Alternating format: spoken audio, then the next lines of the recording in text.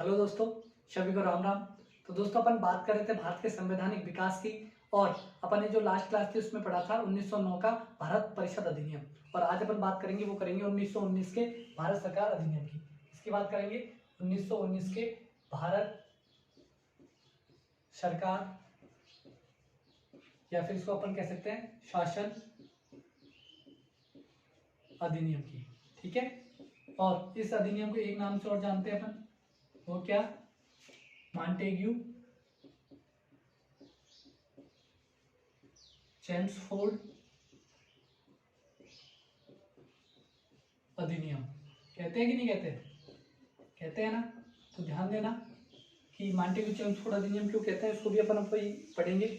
तो ये जो अधिनियम है 1919 का, वो काफी इंपॉर्टेंट अधिनियम है आपके एग्जाम की दृष्टि से। यहाँ से बहुत सारे प्रश्न बनते हैं, है ना। तो इसको अच्छे से समझना। और अपन आज सिर्फ 1919 का अधिनियम ही पढ़ेंगे, क्योंकि ये काफी इंपॉर्टेंट है और काफी बड़ा भी है ना। तो अगर मैं दोनों को एक साथ पढ़ा दूंगा 1919 1935, तो आपके समझ में नहीं आएगा, है ना। तो अच्छे से इसको पढ़ना, समझना। और इसकी जो PDF है वो भी मैंने लिंक कर रखी है डिस्क्रिप्शन में, तो वहां से आप डाउनलोड कर लेना, जिसमें वन लाइनर आपको क्वेश्चन टाइप में वो मिल जाएंगे, है ना। तो बात करते हैं 1919 के भारत सरकार अधिनियम की। तो सबसे पहले बात करते हैं 1919 में जो मॉन्टेग्यू है, ये क्या थे? भारत सचिव थे। क्या थे? भारत सचिव। ठीक है। और चेम्सफोर्ड है, ये क्या है? वायसराय। ठीक है, क्या है ये? वायसराय। ठीक है। तो इस अधिनियम को क्यों लाया गया, इसके पीछे बहुत सारे कारण थे। कि जो 1919 का अधिनियम था उसका काफी बड़े स्तर पर विद्रोह हो रहा था। और विद्रोह भी कौन कौन कर रहे थे? तो 1916 में कौन? होम रूल आंदोलन चल रहा था। कौन सा? होम रूल आंदोलन। और ये किसके द्वारा चलाया जा रहा था? तो ये चलाया जा रहा था एनी बेसेंट और बाल गंगाधर तिलक के द्वारा। किसके द्वारा? बाल गंगाधर तिलक और एनी बेसेंट के द्वारा होम रूल आंदोलन चलाया जा रहा था। किसके विद्रोह में? 1909 के एक्ट के विद्रोह में, है ना। और ब्रिटिश सरकार ने भी क्या किया? एक मेसोपोटामिया नामक कमीशन भेजा था भारत में। किसके लिए? कि आप जाओ और आप देखो कि जो ब्रिटिश सरकार है वो शासन करने में सफल है या फिर असफल है। तो 1916 में, कब? 1916 में मेसोपोटामिया कमीशन भी अपनी रिपोर्ट दे देता है। और ये क्या कहता है रिपोर्ट में? कि जो ब्रिटिश सरकार है वो क्या है? असफल है। ठीक है, क्या कह दिया इसने? असफल है। और इधर होम रूल आंदोलन चल ही रहा है। तो इन दोनों के विद्रोह के कारण, यानी कि इसके विद्रोह और इसके असफलता के कारण, जो भारत सचिव है मॉन्टेग्यू, उसको 20 अगस्त, कब? 20 अगस्त 1917 को एक आदेश जारी करना पड़ता है। क्या जारी करना पड़ता है? आदेश नहीं, अपन इसको कहेंगे क्या? घोषणा करता है। क्या करता है? घोषणा करता है क्या? कि अब हम भारत में क्या करेंगे? उत्तरदायी शासन की स्थापना करेंगे। कैसे शासन की? उत्तरदायी शासन की स्थापना करेंगे। कब? अब ये देखेंगे कब करेंगे, लेकिन उन्होंने घोषणा कर दी उत्तरदायी शासन की स्थापना करेंगे। किसने की? भारत सचिव मॉन्टेग्यू ने। ठीक है, स्थापना की, उत्तरदायी शासन की बात कर दी। तो ध्यान रखना, यहाँ से बहुत इंपॉर्टेंट प्रश्न पूछा जाएगा कि उत्तरदायी शासन की स्थापना सर्वप्रथम कब की गई या किस अधिनियम के तहत की गई? तो ये की गई थी 1919 के भारत सरकार अधिनियम के तहत, है ना। तो ध्यान रखना, उत्तरदायी शासन की सर्वप्रथम बात कब की गई? 1919 के अधिनियम में, है ना। तो इन्होंने घोषणा कर दी। और 1918 में, कब? 1918 में जो भारत सचिव है मॉन्टेग्यू, ये कहाँ पर है? ब्रिटेन में। और ब्रिटेन से चलकर ये भारत में आ जाते हैं। और भारत में आकर किससे मिलेंगे? चेम्सफोर्ड से, क्योंकि वायसराय भारत का कौन है? चेम्सफोर्ड है। तो ये चेम्सफोर्ड से आकर मुलाकात करते हैं और एक योजना बनाते हैं। और उस योजना को अपन क्या कहते हैं?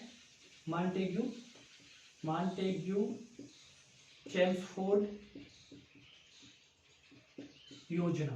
क्या कहते हैं? मॉन्टेग्यू चेम्सफोर्ड योजना। ठीक है, तो ध्यान देना, 1918 में मॉन्टेग्यू चेम्सफोर्ड योजना आती है, यानी कि अपन कह सकते हैं इसका निर्माण करते हैं। क्या करते हैं? निर्माण करते हैं। और इसको लागू कब करते हैं? तो इसको लागू करते हैं 1 अप्रैल 1921 को। कब लागू करते हैं? 1 अप्रैल 1921 को।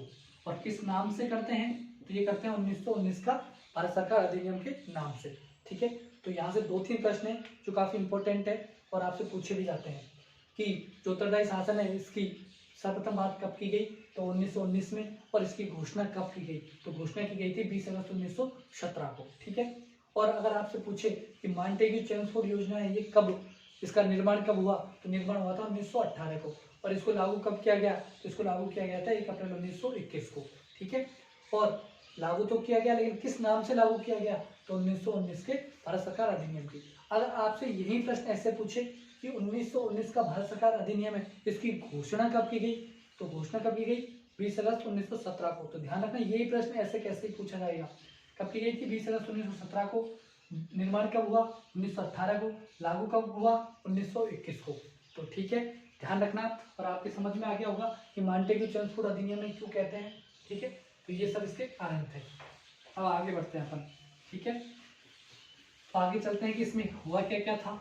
तो बात कब की है 1919 के टाइम की, तो 1919 में भारत में किसका वर्चस्व था, तो अपन कह सकते हैं कि जो मतलब उस टाइम पे वर्चस्व था वो था कांग्रेस का। किसका, कांग्रेस का। और कांग्रेस के अंदर भी आपको पता होगा 2 दल थे, कौन कौन सा, नरम दल और गरम दल। तो वर्चस्व किसका ज़्यादा था उस टाइम पे, नरम दल का। और वो क्यों था, तो आप भी ध्यान देना। जैसे कि आप मान लो कि 2 व्यक्ति हैं, एक तो क्या है गर्म स्वभाव का, यानी कि जल्दी उसको गुस्सा आ जाता है, एक क्या है सीधा साधा है, गुस्सा नहीं करता, जो कह देता है वो मान लेते हैं, है ना। तो ऐसे गर्म दल था और एक नरम दल था, है ना।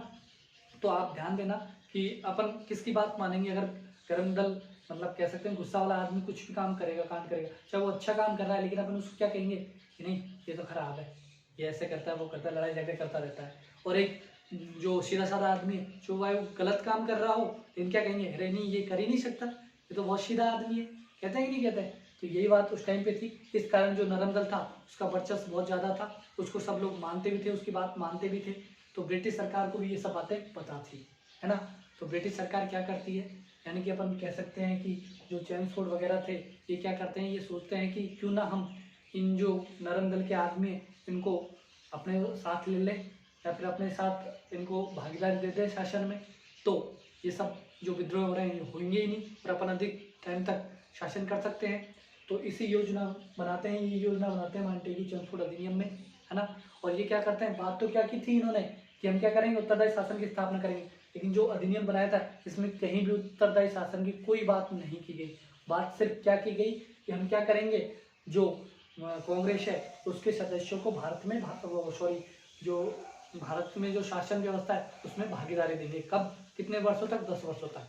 ये बात की गई मॉन्टेग्यू चेम्सफोर्ड अधिनियम के अंतर्गत, है ना। बात तो किसकी कर रहे थे पहले, उत्तरदायी शासन की, लेकिन बात क्या कर रहे हैं इसमें, किसकी, कि जो कांग्रेस के सदस्य उनको भागीदारी देने की, है ना। और आपको पता होगा कि जो कांग्रेस के जो नरम दल के आदमी थे ये किस चीज़ के भूखे थे, ये सिर्फ पद के भूखे थे। इनको क्या चाहिए था, पद दे दो और कुछ भी करवा लो, खुश ही पद में खुश हो जाते थे।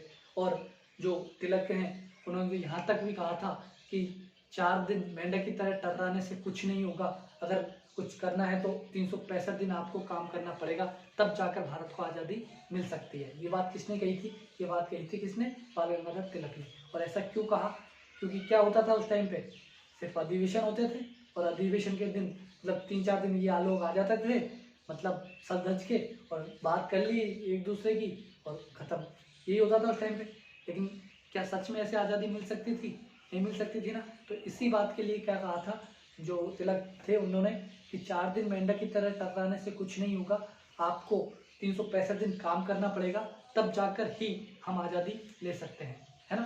तो ये चीज़ ध्यान रखना आप।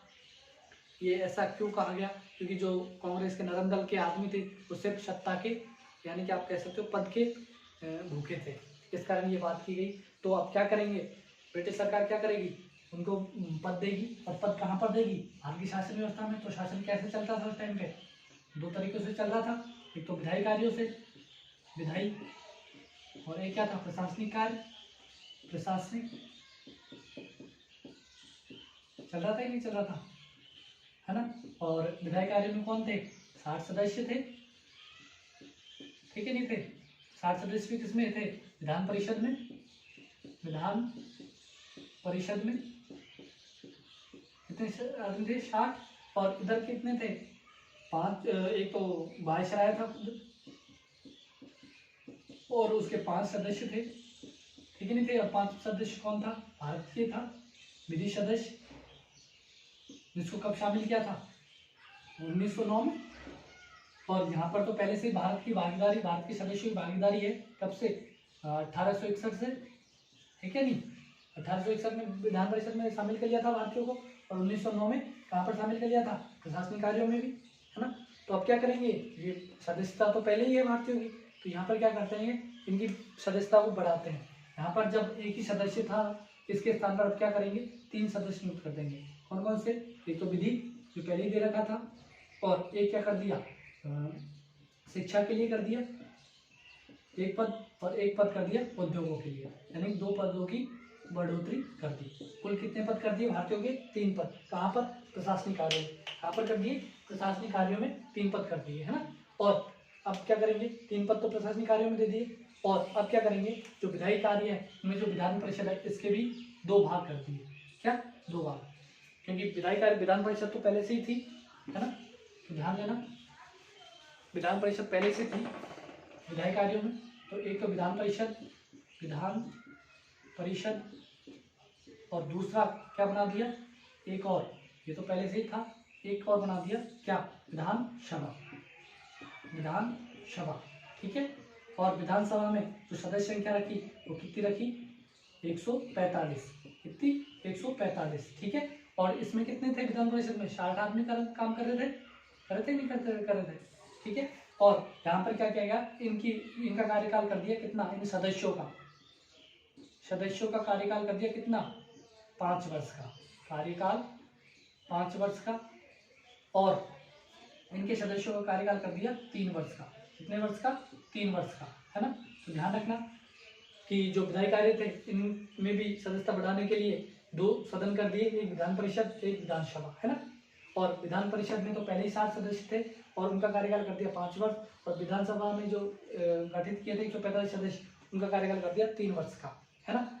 और जो ये 5 वर्ष के लिए कार्यकाल था, इनमें भी एक सिस्टम रखा गया, कैसे कि प्रतिवर्ष 1/5 सदस्य है, उनको सेवानिवृत्त होना पड़ेगा, और उनके स्थान पर नए सदस्यों का आगमन होगा।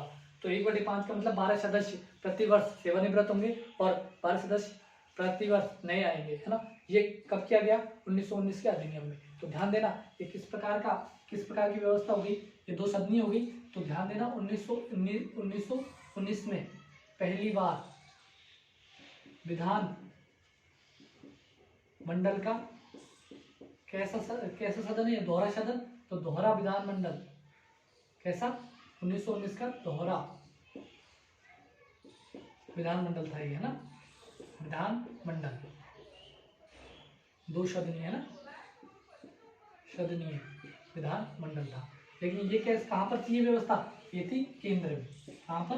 केंद्र में, ठीक है। तो ये भी आप ध्यान रखना कि पहली बार 1919 में 2 सदनीय विधानमंडल की स्थापना की गई, और ये मंडल थे, एक तो विधानसभा, एक विधान परिषद, ठीक है। और ये तो कहाँ की बात है? केंद्र की। और प्रांतों के लिए क्या किया गया? तो प्रांत में क्या किया? प्रांत में 1 सदनीय, कैसा? 1 सदनीय। यहाँ पे कैसा है? 2 सदनीय, लेकिन यहाँ पर 1 सदनीय विधान परिषद की स्थापना की गई। विधान परिषद की स्थापना की गई, और इसकी जो सदस्य संख्या थी, वो मिनिमम तो रखी कितनी? 60, और मैक्सिमम थी 140। यानी कि अपन कह सकते हैं कि प्रांत में जो छोटे प्रांत थे, उनमें तो कम से कम 60 सदस्य होंगे, और मैक्सिमम कितने होंगे? जो बड़े प्रांत उनमें 140। ये व्यवस्था कर दी केंद्र में और प्रांत में, है ना। प्रांत में तो 1 सदनीय विधानमंडल की स्थापना कर दी, और केंद्र में आप कितने सदन कर दिए? 2 सदन। तो ध्यान रखना, यहाँ से इंपॉर्टेंट प्रश्न यही बनेगा आपके कि पहली बार 2 सदनीय विधानमंडल की स्थापना कब की गई, या फिर किस अधिनियम के तहत की गई? तो ये की गई थी 1919 के भारत सरकार अधिनियम के तहत, ठीक है। तो ये चीजें आपकी क्लियर हो गई। और क्या क्या किया गया, तो ये भी अपन देखते हैं कि जो विधान परिषद थी, विधान परिषद, इनको तो अपन मिटा देते हैं, ठीक है। जो विधान परिषद थी, इसमें 60 सदस्य थे, इनका कार्यकाल 5 वर्ष का था, और 5 वर्ष भी कार्यकाल कैसे रहेगा कि प्रतिवर्ष 12 सदस्य तो सेवानिवृत्त होंगे, और 12 सदस्य नए आएंगे, ठीक है। तो अपन बात करते हैं प्रांतों की, विधानमंडल की होगी, लेकिन जो पहले शक्ति थी, यानी कि जो पावर थी, अपन कह सकते हैं शक्ति का विभाजन भी कर दिया गया है इस अधिनियम में, क्या कर दिया गया, शक्ति का विभाजन भी कर दिया गया, है ना। तो इसको अच्छे से समझते हैं। और शक्ति का विभाजन भी किया गया, तो वो कैसे किया गया, दो सूचियों के आधार पर किया गया। कैसे, सूचियों के आधार पर किया गया, है ना, शक्ति का विभाजन। विभाजन पहले कैसे थे, पहले सारा अधिकार किसको था, शक्ति किसको मिली हुई थी, केंद्र को। लेकिन जो 1919 का अधिनियम था, इसमें शक्ति का विभाजन कर दिया दो सूचियों के माध्यम से। कैसे, एक तो केंद्र सूची और एक थी कौन सी, प्रांतीय सूची। और प्रांतीय सूची में कितने विषय रखे गए, इसमें 50 विषय रखे गए। कितने, 50 विषय, है ना, ध्यान रखना 50 विषय रखे गए थे इसमें। और शेष जो बचे थे वो किसमें थे, केंद्र सूची में। शेष किसमें, केंद्र सूची में। यानी कि 50 विषय ऐसे थे जिन पर सिर्फ प्रांतीय सूची यानी प्रांत ही, जो प्रांतीय सूची में 50 सब्जेक्ट थे उन पर प्रांतीय नियम और कानून बनाएगा। यानी कि पूरी शक्ति किसके हाथ में है, प्रांतों के हाथ में। और जो शेष बचे उन पे किसकी शक्ति है, उन पर किसकी शक्ति है, वो है केंद्र की। ठीक है, तो इस प्रकार की व्यवस्था रखी 1919 में। तो क्या किया गया, और ये 50 विषय थे, इनको भी क्या किया, प्रांतीय सूची में इसको भी 2 भागों में बांट दिया। कितने भागों में, 2 भागों में। एक तो कैसा, आरक्षित, कैसा, आरक्षित, और दूसरा कैसा, हस्तांतरण, हस्तांतरित। ठीक है, ये व्यवस्था कब की, 1919 के अधिनियम में। जो प्रांतीय सूची थी उनमें भी शक्ति का विभाजन करना, ध्यान रखना, है ना। तो शक्ति क्या होती है, एक तरह शासन होता है कि पूरी पावर किसमें है, प्रांतीय जो 50 विषय इन पे किसकी पावर है, प्रांत की। तो ध्यान देना, प्रांतीय जो 50 विषय थे इनको भी 2 भागों में बांट दिया, एक तो आरक्षित, एक हस्तांतरित। ठीक है, तो समझना है यहाँ से, जब 50 विषय इनको भी क्या किया, 2 जगह बांट दिया, तो अपन क्या कह सकते हैं कि ये शासन कैसा हो गया, दोहरा शासन हो गया, तो हाथों में चला गया ये शासन। तो पहली बार प्रांत में, कहाँ पर, प्रांत में 1919 में दोहरा शासन आया, शासन व्यवस्था आई, है ना, व्यवस्था आई। इसको अपन क्या कह सकते हैं, द्वंद्व शासन भी, है ना, द्वंद्व शासन। ठीक है, तो आपसे एग्जाम में पूछा जाएगा कि प्रांतों में द्वंद्व शासन की स्थापना कब की गई। तो द्वंद्व शासन की स्थापना कब की गई, 1919 में, है ना। और इसको लागू कब किया, इसको लागू किया कब, 1 अप्रैल 1921 को। लेकिन ध्यान देना, सिर्फ 8 ही ऐसे प्रांत थे जिनमें ये सिस्टम लागू किया गया, है ना। ध्यान रखना, सिर्फ 1921 में सिर्फ 8 प्रांत थे। कितने प्रांत थे, 8 प्रांत थे। उनके नाम भी मैं आपको बता देता हूँ कौन कौन से थे। एक तो था पंजाब, बंगाल, मद्रास, संयुक्त प्रांत, जिसको वर्तमान जो यूपी है ना वो संयुक्त प्रांत था, और मध्य प्रांत जो एमपी का क्षेत्र था वो मध्य प्रांत के अंतर्गत आता था, है ना। कितने हो गए, 5। 2 कौन कौन से बचे, बंगाल हो गया, पंजाब हो गया, असम और मुंबई हो गया। 1 2 3 4 5 6 7, एक और रह गया, एक कौन सा रह गया, पंजाब आ गया, असम आ गया, मद्रास आ गया, क्या मद्रास आ गया, बिहार, क्या है, एक बिहार। ठीक है, ध्यान रखना 8 ऐसे प्रांत थे जिनमें ये द्वंद्व शासन है वो प्रारंभ हुआ था 1921 से। कब, 1921 से। और कौन से अधिनियम के तहत, तो ये अधिनियम था 1919 का अधिनियम, है ना। तो ये चीज आप ध्यान रखना कि पहली बार दोहरा शासन कब आया, प्रांतों में। केंद्र में तो वही है ना, केंद्र में चेंज नहीं हुआ। केंद्र में सिर्फ क्या हुआ है, केंद्र में 2 सदनीय विधानमंडल की स्थापना हुई है, और यहाँ पर कैसा शासन, द्वंद्व शासन। तो ये दोनों चीज अलग अलग है ना। तो आप ध्यान से समझना कि दोहरा शासन तो प्रांत में आया है, कब, 1919 में। और दोहरी जो विधानमंडल है वो कहाँ आई है, वो आई केंद्र में। ठीक है, तो इन दोनों चीजों पे कंफ्यूज मत होना, अच्छे से समझना, है ना। और क्या किया गया कि जो केंद्र सूची और प्रांत सूची है, तो इनके लिए क्या करना पड़ेगा, बजट आएगा। तो बजट भी पहले तो एक साथ आता था, लेकिन अब क्या होगा, अब अलग अलग आएगा दोनों के लिए, बजट अलग अलग ही निकलेगा। और अलग अलग बजट आएगा तो आपको किसकी जरूरत पड़ेगी, कैग की। कैग कौन होता था, महालेखा नियंत्रक। यानी कि बजट के लिए, बजट को जो लेखा जोखा वो इसके अंडर में रहेगा, और इसके अंडर में रहेगा तो उसकी जांच भी की जाएगी। तो जांच के लिए हमें कमेटी की भी जरूरत पड़ेगी। तो कमेटी की भी यानी कैग का पद सृजित किया गया था इसी अधिनियम के द्वारा। और इसकी लेखा जोखा जो गठन था, लेखा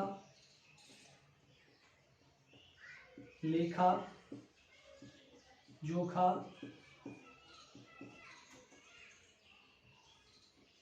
कमेटी का गठन किया गया था।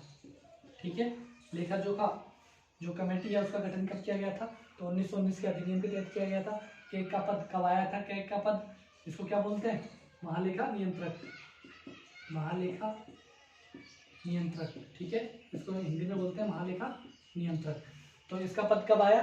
1919 में। और लेखा जोखा जो कमेटी है उसका भी गठन कब किया गया? तो ये किया गया था 1919 के अधिनियम के तहत। ठीक है, तो ये दोनों पद भी वहीं से आए। और ध्यान देना, जो रेल बजट है इसको भी आम बजट से अलग कब किया गया?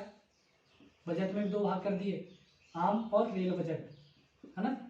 कब किए थे? ये 1919 के अधिनियम के तहत ही किए गए थे। और ध्यान देना, जो रेल बजट है और आम बजट है इसको अलग किस समिति की सिफारिश पे किया गया था? तो ये किया गया था एक वर्ष समिति की सिफारिश पर, एक वर्ष समिति, है ना। तो आप ये चीज जरूर ध्यान रखना, क्योंकि यहाँ से ये प्रश्न जरूर पूछा जाता है कि आम बजट है उससे रेल बजट को कब अलग किया गया? तो ये किया गया था 1919 के अधिनियम के तहत। और अगर आपसे ये प्रश्न पूछे कि जो रेल बजट है उसको किस समिति की सिफारिश पर आम बजट से अलग किया गया था, तो वो किया गया था एक वर्ष समिति की सिफारिश पर। ठीक है, तो ये चीज भी आप ध्यान रखना। तो ये सब बात हो गई। अब और आगे बढ़ते हैं कि और क्या क्या हुआ 1919 के अधिनियम में, है ना। तो 1919 के अधिनियम में और क्या होता है उसकी अपन चर्चा करते हैं। ध्यान देना, 1909 में अपन ने क्या पढ़ा था? 1909 में क्या पढ़ा था कि मत देने का अधिकार दिया गया था। और कितने परसेंट व्यक्तियों को दिया गया था? 3% को ही दिया गया था। 1909 में दिया गया था, नहीं दिया?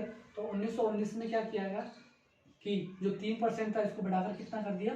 10%। कितना कर दिया? 10%। और मैंने आपको 1909 में एक चीज और बताई थी, क्या कि इसमें क्या था?